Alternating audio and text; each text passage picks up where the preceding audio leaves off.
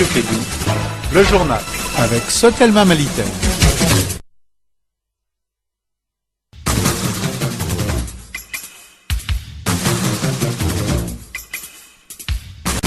Nous sommes samedi 5 septembre 2015, mesdames et messieurs, bonjour et bienvenue dans ce journal des Kédougou Info.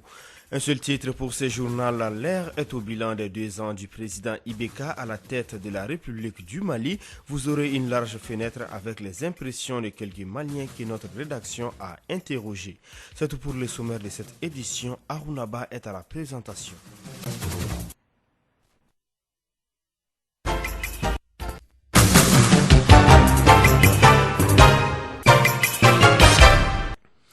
Ce vendredi 4 septembre 2015, Ibrahim Boubacar Keïta a fêté sa 2e année au poste du président de la République du Mali. On se rappelle qu'en 2013, il a été élu avec plus de 70% des suffrages.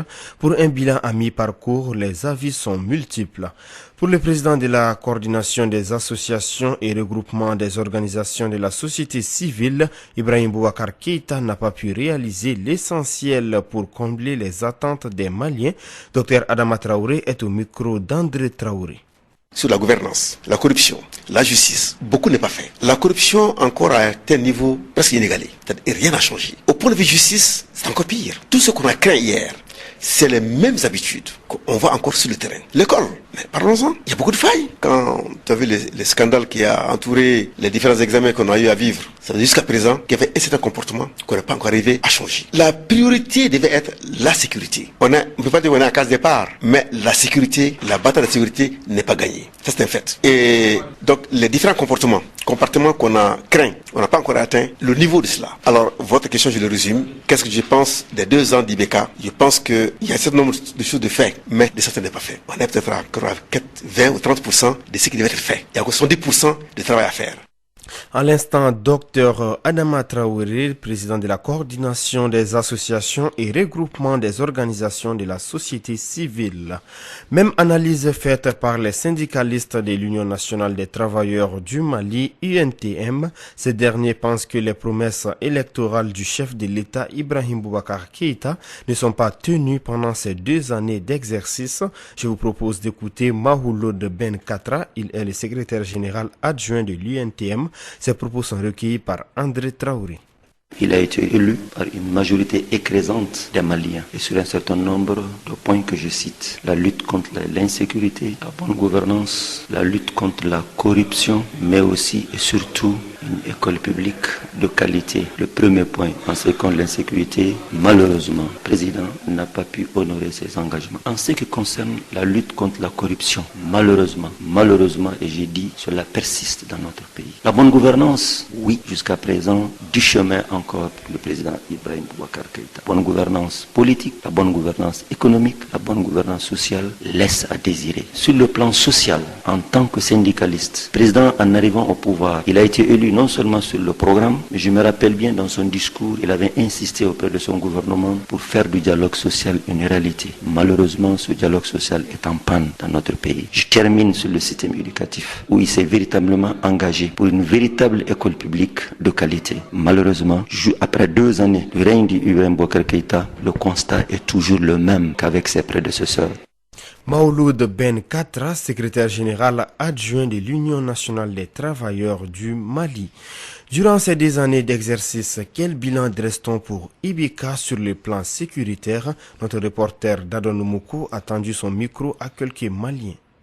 Les 2 ans de Ibeka sur le plan sécuritaire a été vraiment un échec. Que ce soit au sud ou au nord, au centre de Bamako, c'est un échec. Sur le plan sécuritaire, je pense qu'il y a beaucoup à faire. Bon, cela est dû au nouveau mode opératoire des malfrats, si je peux m'exprimer comme ça. Bon, tout est asymétrique, donc il faut que les forces de sécurité soient formées à la mesure de nouveaux enjeux de ces gens.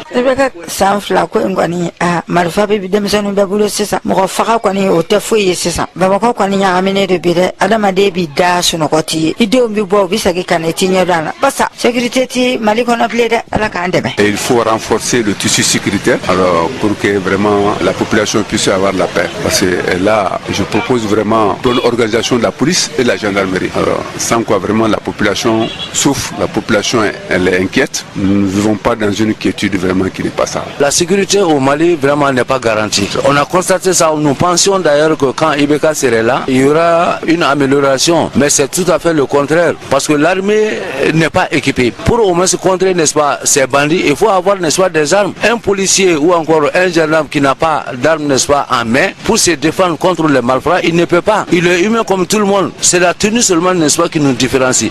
Mais lui, il n'a pas les moyens. Mais également, dans la politique de la gestion de la sécurité également, la pétition avait été faite à propos de Sada Samake, qui demeure jusqu'à présent, n'est-ce pas, à son poste. Et la faute revient également souvent au président même de la République. On est un pays qui est en guerre. Après le coup d'État, il y a eu plus de 40 ou bien 50 militaires qui sont en prison. Ceux qui doivent assurer, n'est-ce pas, la sécurité, n'est-ce pas, sont emprisonnés et les voleurs, n'est-ce pas, continuent, n'est-ce pas, à voler. Sur le plan sécuritaire au Mali, les 2 ans d'IBK, si vous nous dites d'en parler, il n'y a pas eu de sécurité au Mali durant ces 2 ans. Nous sommes en insécurité totale. Les gens meurent partout, les bandits sont partout. On attaque les banques, on attaque les citoyens. Un bilan négatif. En ce sens, c'est pas l'homme qui doit être à la tête du Mali. À présent, que pensent les Maliens de la gestion de l'éducation durant ces 2 dernières années? C'est un constat d'échec par rapport au niveau des élèves et étudiants. Ce serait très facile quand même de trouver que c'est la crise qui en est la cause, quoi. Le IBK, il a du pain sur la planche aussi. Beaucoup dépend de la situation économique aussi, quoi, tu vois, de cette atmosphère-là. Ce que moi j'ai constaté sur l'éducation, vraiment il n'a qu'à penser aux écoles publiques. Les privés là, vraiment c'est eux qui sont en train de gâter l'école malienne. Et puis les maîtres qui donnent cours aux privés là, ils n'ont qu'à prendre des sanctions contre ça. Dans le domaine de l'éducation, je pense qu'il y a eu un changement, surtout au niveau de l'enseignement supérieur. Si vous pouvez le constater, à partir de l'année 2012-2013, il y avait un grave problème là-bas. Les enseignants étaient en grève, les étudiants aussi. Ils ont eu une attente pour ça. Donc je crois que IBK a fait vraiment un grand pas à ce niveau. L'éducation, je pense que c'est sur la bonne voie pour le moment. Avant, peut-être, les mandats, qu'il va avoir encore plus de précision. C'est acceptable parce que je trouve qu'il est venu au pouvoir trouver que le pays est très déstabilisé. Dans ce sens-là, rien n'est facile. Sinon, je ne dis pas qu'il a mieux fait, mais en fait, vu déjà que l'État n'était pas aussi stable que ça, vu la situation, donc moi je trouve que c'est pas ça. Ces propos ont été recueillis par Marie Dambélé. Sur le plan santé également, la population malienne donne son avis durant les 2 années de pouvoir d'IBK, avis recueilli par Aïssatou Doumbia. Bon, je trouve le bilan de IBK très positif. Il a beaucoup fait dans le domaine de la santé, tel que l'amour, la lutte contre Ebola. Je trouve son bilan positif quand même. Je pense que dans l'ensemble, le bilan est positif. La réponse par rapport à Ebola. En plus de ça, on peut dire que le système d'assurance maladie fonctionne maintenant. Il y a une augmentation de salaire. Donc, dans l'ensemble, on peut dire que le bilan est positif sur le plan santé. Concernant les 2 ans d'IBK dans le domaine santé, j'apprécie beaucoup son ministre parce que l'épidémie d'Ebola, le pays a été sauvé. Il a pu bien gérer cela. J'encourage son travail. Le bilan est positif pour moi. Dans le domaine sanitaire précisément, parce que la lutte contre Ebola, là, ça a été bien mené. 2 ans de gouvernance d'IBK, le désenchantement est palpable au sein de la jeunesse d'une manière générale par rapport à la gestion du pays. Des propos recueillis par Clédou Info. Bon, actuellement, ce que je peux dire, c'est concernant sur son gouvernement. Il n'a pas les gens qui lui il a nommés. C'est qu'ils ne sont pas à la hauteur. Moi je parle au niveau du chômage. Il y a beaucoup de recrutements au niveau du corps. Ils ont fait limite au niveau d'âge. Il y a plein de jeunes qui sont diplômés et leurs âges sont dépassés. Tu vois, il faut que le gouvernement pense à ça. Il y aura beaucoup, ça dit qu'on va rien quand même. Moi je vois que le contraire quand même. Le plan éducation, sur le plan éducatif, l'éducation est bafouée. Le niveau s'abaisse de plus en plus. Mais aussi, l'économie s'est dégradée totalement. Actuellement, on a rechuté. Sur le plan militaire aussi, on ne peut pas. Bon, je pense que depuis le président Ibeka est là, les taux de chômage n'ont pas baissé. Le prix des, le mil, le riz ne font qu'augmenter. On a instauré des nouvelles méthodes au sein de l'université. Il faut coûte que coûte faire le système LMD. À partir de la licence, on est obligé de faire un concours pour payer son master. Sachant bien que nous vivons dans un pays pauvre, la majorité de la population est pauvre. Je pense que sa gestion est ratée pour le moment. Il n'a pas trouvé une solution pour combattre ces différents fléaux.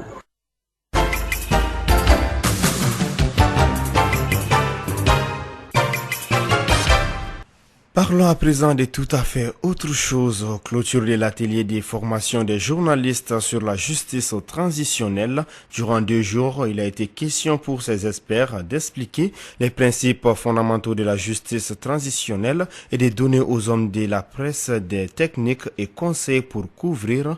L'atelier a permis de documenter le processus de justice transitionnelle. Voici le compte rendu de Oumou Dambeli.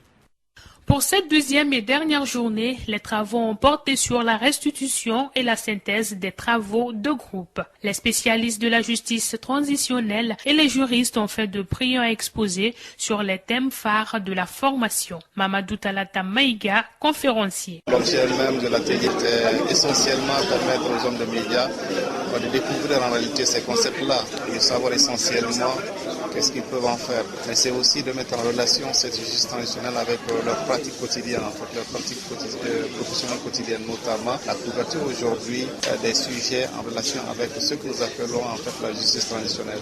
Les participants, après les travaux de groupe sur des sujets de reportage, ont rapporté et formulé des recommandations consécutives aux sujets traités au cours de ces 2 jours de formation, essentiellement axés sur la justice transitionnelle. Mahaman Traoré, participant.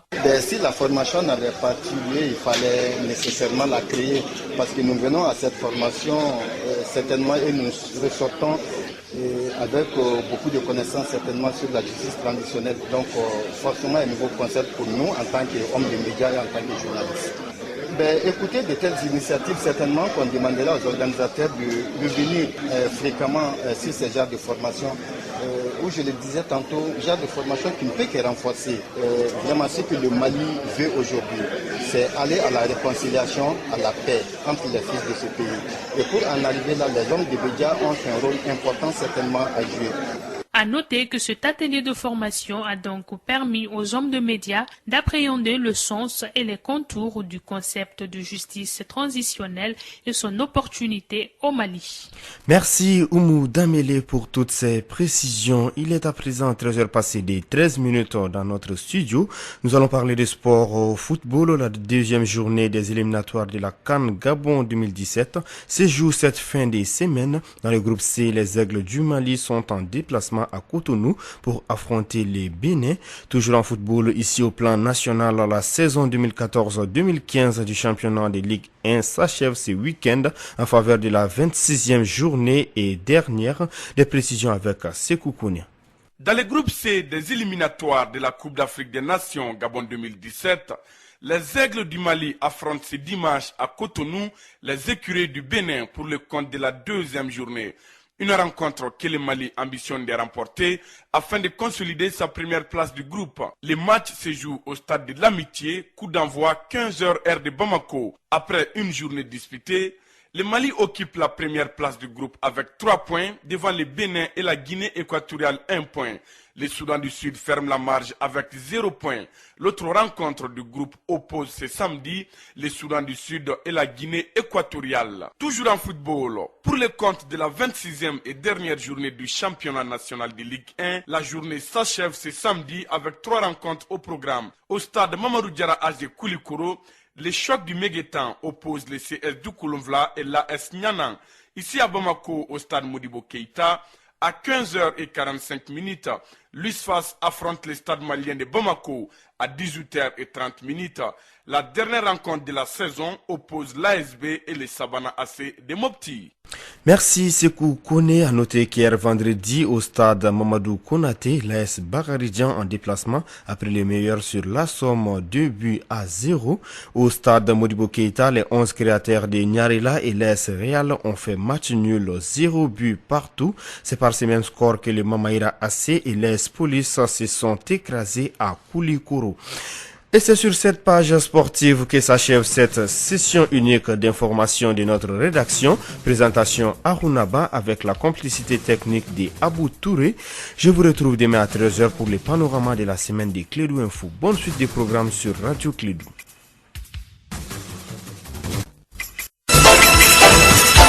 Radio Clédou, le journal.